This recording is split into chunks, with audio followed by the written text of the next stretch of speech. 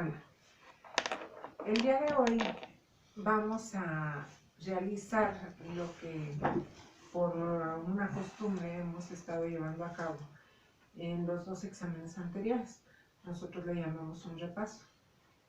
En este repaso, decíamos, no consiste en repetir todo lo que nosotros estuvimos analizando durante el desarrollo del contenido programático. Tampoco se trata de dar específicamente una guía o qué sé yo. Lo que les he explicado es de que como es muchísima información, lo que nosotros intentamos hacer es pues hacer hincapié en dónde deben concentrar su atención. Si bien es cierto, Alejandro y yo hemos procurado no anotar tanta paja, a veces es necesario teorizar, a veces es necesario ejemplificar y demás, y entonces a veces en esas explicaciones suelen perderse de lo esencial.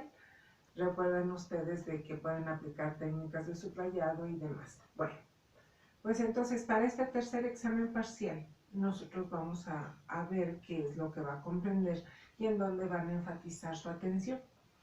De tal manera que miren, del libro, recuerden que tenemos ahí un poco de problema con el paginado, algunos pocos tienen páginas diferentes, entonces la mayoría vamos a encontrar en la página 59 el 3.7 que se denomina investigación documental como auxiliar en el desarrollo de la investigación jurídica dogmática y la axiológica filosófica jurídica. Entonces, traten los demás de localizar este punto porque es a partir de aquí que nosotros vamos a integrar estos contenidos al tercer examen parcial. ¿Qué debemos entender por investigación documental? Como lo dijimos en su momento, bueno, es aquella investigación que se basa en recabar la información de las fuentes de información. Hasta allí. Eso es lo más importante, eso es lo relevante, lo demás es una ejemplificación. Después viene documento. En ese párrafo dice, es todo escrito signo gráfico que nos proporciona información. Hasta ahí es suficiente. Sí, esa es la definición de documento. En cuanto a tipos de documento, allí no se comprometan a memorizar o algo así, no. Es una situación de comprenderlo. Nosotros manejamos lo que son documentos generales y documentos jurídicos. Entendiendo por documentos generales, ahí viene la ejemplificación, pues todos los libros, las revistas, etc. Y en los documentos jurídicos, decíamos, son las fuentes de información que estamos utilizando o que les son útiles solo a los que somos operadores del derecho, como viene a ser la Constitución, el código, cualquier código, ley, tratados internacionales, jurisprudencias, tesis aisladas, o bien también nosotros contamos con ciertos documentos que le sirven al derecho o para investigaciones jurídicas, como lo viene a ser la doctrina jurídica, como vienen a ser revistas especializadas en derecho, etc. Ahora, luego encontramos lo que son las etapas en la investigación de campo. En estas etapas, recuerden ustedes nada más lo siguiente. Este es un método científico, de tal manera que deben establecer fase por fase en estricto orden, sin alterar ese orden, sin dejarlas inconclusas, etc. Entonces, acuérdense que debemos seguir esta pauta. En su momento decíamos, bueno, ya no es necesario comenzar por planteamiento del problema, elaboración de hipótesis, marco teórico y metodológico, porque eso ya está agotado. Eso está agotado ¿dónde? En el proyecto de investigación. Sin embargo, vamos a empezar a partir de cuarta etapa. En la cuarta etapa se refiere a la acopio y selección del material.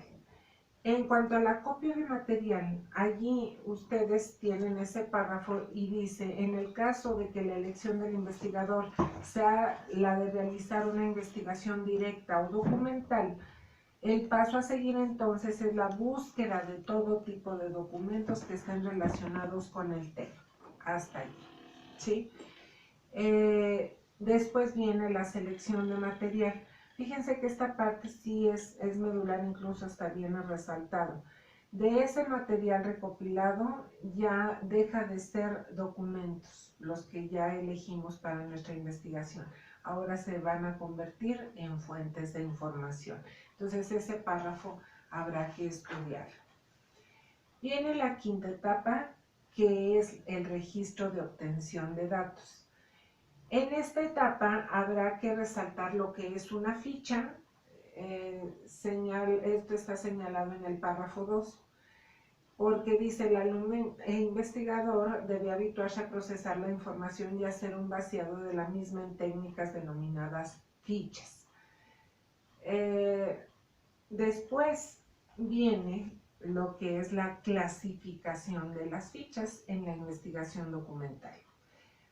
Esta clasificación obedece a los siguientes criterios. Hay fichas de identificación y fichas de trabajo.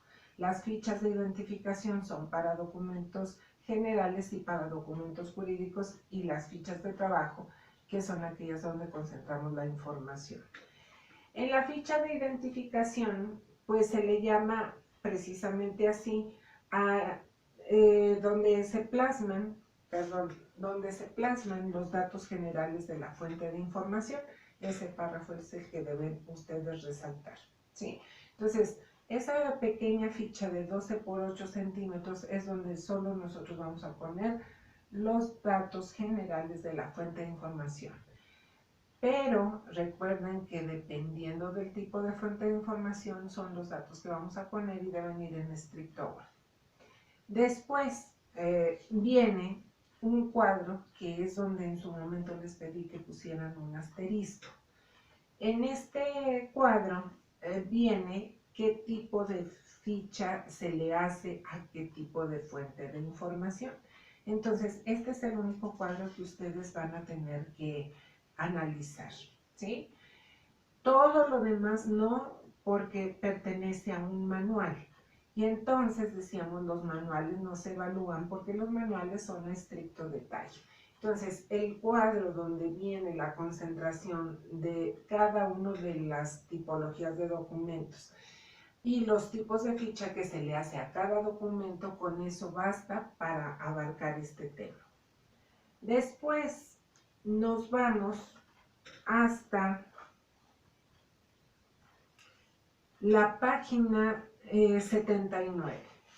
Allí vienen las fichas documentales jurídicas o las fichas de identificación jurídicas. En este caso, y si ustedes recuerdan, también viene un cuadro. Y ese cuadro es el que necesito que pongan atención, todo lo demás no, porque viene a ser igualmente parte de un manual. Entonces aquí viene qué ficha hacerle cuando estamos utilizando o vamos a apoyarnos en un artículo de la Constitución, de un código o de una ley o de una jurisprudencia o de un tratado internacional. Entonces, fíjense bien, para fichas de identificación vamos a tener que estudiar esos dos cuadros. Todo lo demás no, porque pertenece a un manual. Luego nos vamos a lo que viene a ser las fichas de trabajo. Estas se encuentran en la página 84. ¿Sí? Entonces, habrá que subrayar donde dice que esta ficha es donde se plasma el contenido informativo rescatado de una fuente de información. Eso es lo más relevante. Ahora, en cuanto a los datos, yo les voy a decir una cosa. No me gustaría que se aprendieran como que de memoria este listado, no. Si ustedes recuerdan, cuando nosotros analizábamos este tema, yo les decía, mejor hagan un rectángulo. Si yo les preguntara cuáles son los datos que debe llevar la ficha de trabajo, en este caso hagan un rectángulo y entonces recuerden que deben poner tema, subtema, referencia y contenido. De acuerdo a esto, me interesa que sepan la posición de los datos, que ahorita para ustedes eso es muy familiar porque están en la elaboración de las fichas de trabajo. Entonces, eso deben estudiarlo, qué es la ficha de trabajo, cuáles son los datos que debe llevar, y luego nos pasamos a su clasificación.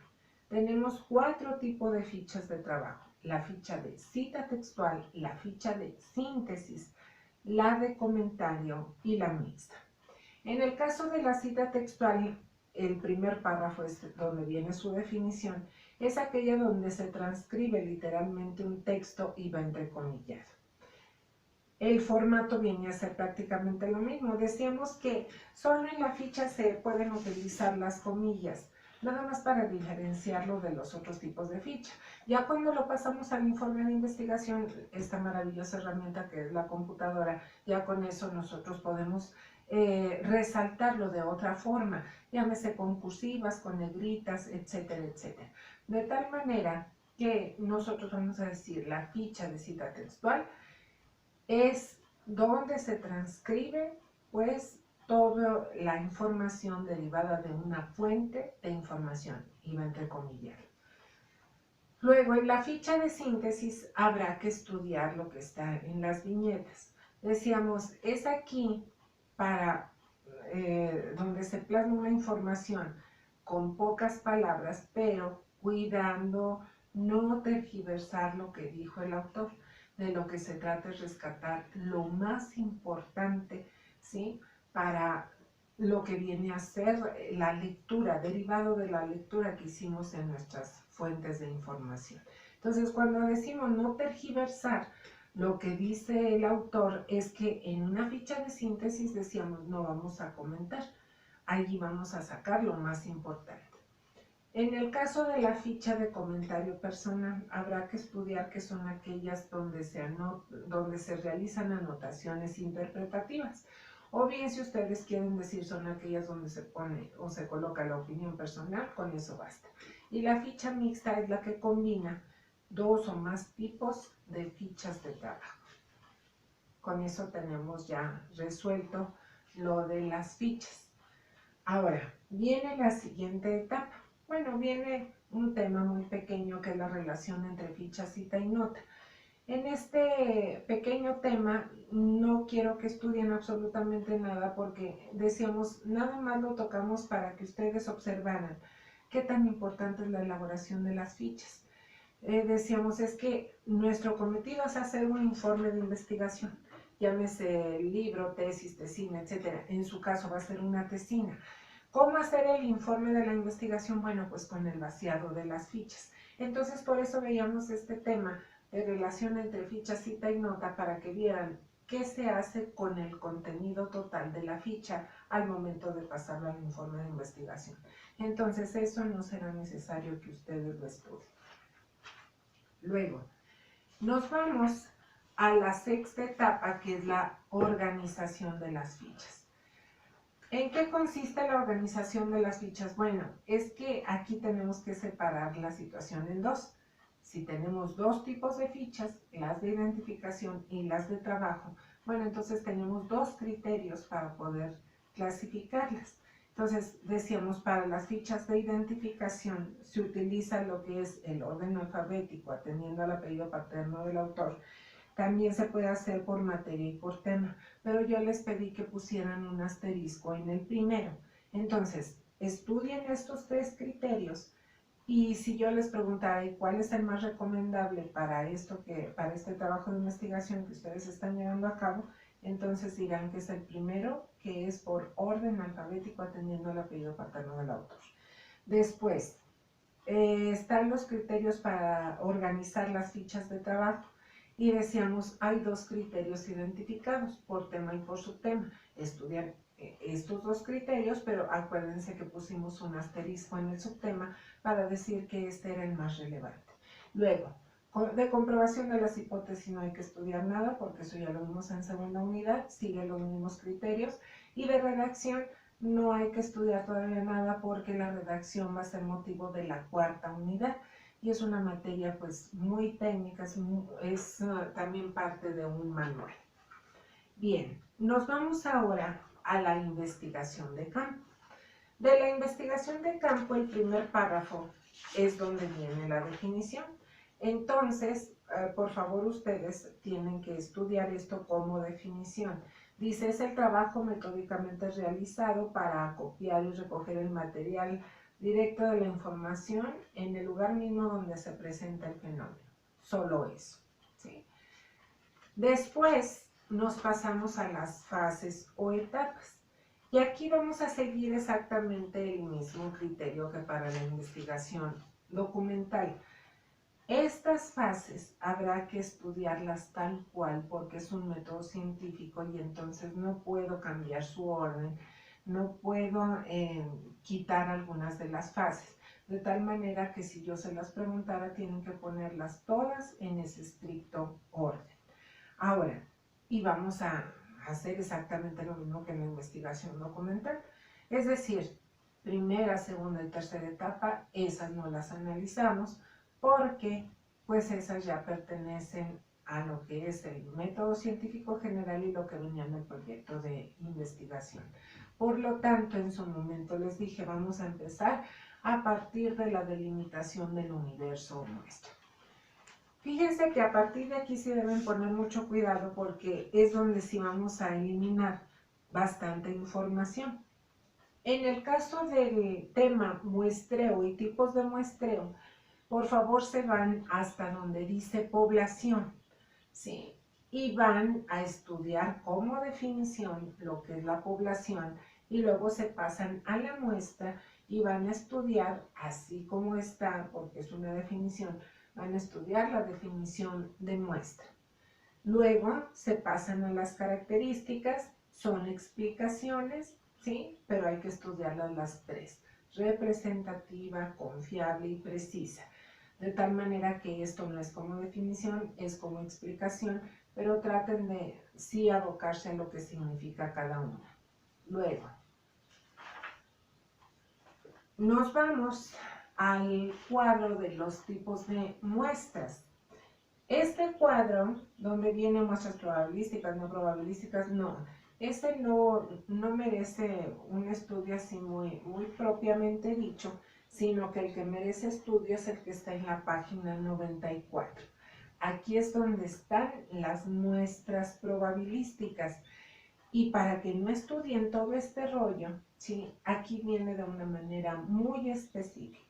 Viene lo que es el muestreo aleatorio, sistemático, estratificado por conglomerados, qué es lo que necesitan, etc. Entonces, en vez de estudiar cada uno de estos así en forma de redacción, ustedes solo estudian el cuadro de las muestras probabilísticas.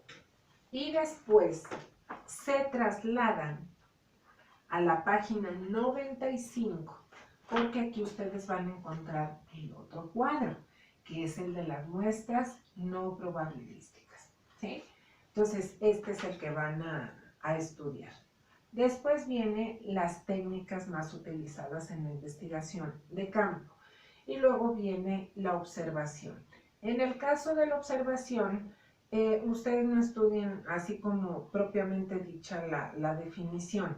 Más bien lo que me gustaría que se estudiara es lo que señala CELTIS, ¿sí? Estas 4 puntos que está señalando este autor con la finalidad de que la observación sea científica, que tenga un propósito específico, que tenga controles de validez y confiabilidad, etc. Entonces, de la observación se pasan a donde está CELTIS y donde señala pues estas 4 recomendaciones para que la observación sea científica. Luego nos pasamos a los tipos de observación, ¿sí? Y van a estudiar cada uno de los tipos de observación, ¿sí? De acuerdo a cada uno de los criterios, que por los medios utilizados, que por el número de observadores, etcétera, etcétera. Todas hay que estudiarlas, sin embargo, ninguna es una definición, son explicaciones. Entonces no se comprometan ni a memorizar, ni mucho menos. Traten de comprenderlos y estudien cada uno de los tipos de observación. Luego nos pasamos a la entrevista. De la entrevista, nosotros vamos a estudiar el primer párrafo, porque ahí es donde está definido de alguna forma lo que es esta técnica. Después nos pasamos al cuadro donde viene la clasificación de las entrevistas. Entonces, estructurada, no estructurada, ¿qué significa cada una de ellas? Como explicación. Después, fíjense bien, viene un listado donde están las normas para poder llegar a realizar una entrevista de manera adecuada. No es de memoria, no es nada parecido, inclusive con una simple lectura y utilizando mucho así como que la lógica, ustedes pueden llegar a señalar o a tener muy presente cuáles son las recomendaciones que deben tener al momento de aplicar o que deben seguir, perdón, al momento de aplicar una entrevista. De acuerdo a esto, pues, sí hay que estudiarlas, pero no se comprometan a memorizar y mucho menos. De la interacción entre entrevistador y entrevistado, bueno, hay que estudiar este cuadro, pero tampoco en un afán de memorización, mucho menos. Es nada más que por sentido común, cuáles son las cualidades o características que debe tener un entrevistador y un entrevistado, que dijimos en su momento que el entrevistado a final de cuentas, pues como nos toque, ¿sí? Luego, nos pasamos a lo que viene a ser la encuesta y sus modalidades. En el primer párrafo, sí, es donde está concentrada su definición. Después nos pasamos a las recomendaciones para elaborar y aplicar una encuesta. Sucede lo mismo que con lo de la entrevista. Viene toda la lista, pero por supuesto ni siquiera lleva orden, ni siquiera es de memoria, ni mucho menos. Es así como que utilizando mucho sentido común de cuáles son los requisitos para que ustedes puedan llevar a cabo la entrevista. Luego, estructura de la encuesta. En vez de que me pongan todo este ejemplo, nada más hay que dividirlo en tres. ¿Sí? La estructura de la encuesta obedece a tres apartados: datos generales, ítems o preguntas y las observaciones. Solo esas tres. Yo no preguntaría formato ni mucho menos, si acaso les preguntaría cuáles son las partes de la encuesta. Vuelvo a repetir: datos generales, ítems o preguntas y observaciones. Luego, nos vamos a los tipos de respuesta. En los tipos de respuesta, que pueden ser abiertas, cerradas y mixtas, aquí nada más hay que señalar que las más recomendables son las cerradas. Si ustedes recuerdan, decíamos es porque gracias a las cerradas se puede cuantificar de una manera mucho más rápida. Luego, nos trasladamos a donde dice escalas Likert, ¿sí? En las escalas Likert, allí viene una pequeña explicación. Consiste en poner 3 respuestas, 6 respuestas, 9 respuestas, es decir, siempre números nones, no respuestas dicotómicas de sí no, o sea, de dos no. Tienen que ser 3, 6, 9, aquí vienen especificadas. Y decíamos, esas escalas Likert consiste en que en los extremos vienen los polos opuestos y en medio viene el criterio neutral. En eso consiste la escala Likert. Luego, nos vamos a las respuestas en abanico. Consiste en poner varias opciones, ¿sí?, de respuesta que no son de ninguna manera polos opuestos. Estas sirven mucho para, por ejemplo, las preguntas de opinión, de tal manera que estas no son escala Likert. Las respuestas abanico es que tú pones una diversidad de posibles respuestas, pero debe venir una instrucción adicional de solo señalar una, etcétera, porque es probable que nos topemos con el problema de que puedan contestar toda la lista de opciones que nosotros señalamos. Ahora, decíamos que las respuestas de abanico también son muy importantes para cuando queremos plasmar lo relativo a las hipótesis. Nos vamos a los tipos de pregunta. En los tipos de pregunta hay que estudiar estas tres: las de acción, las de intención y las de opinión. Considerando que las de acción es lo que ya hizo el encuestado, las de intención lo que va a hacer el encuestado, y las de opinión, pues lo que viene a ser su comentario personal respecto de un tema de investigación. Luego, nos vamos a la ficha de campo para la observación. En la ficha de campo para la observación, tampoco se comprometan a estudiar así como que de memoria el contenido. Vean ustedes el ejemplo de ficha y pueden hacer lo mismo, exactamente lo mismo que hicieron con la ficha de trabajo. Aquí es el tema, aquí el subtema, aquí los datos, que no es una referencia a fuente de información, sino que son los datos del observador, dónde se observó, a qué hora se observó, quién observó, y acá de contenido es lo observado. Entonces es lo único que tendrían que hacer para estudiar este tipo de ficha. Relación entre ficha, cita y nota lo omitimos, ese no lo vamos a desarrollar ni lo estudian.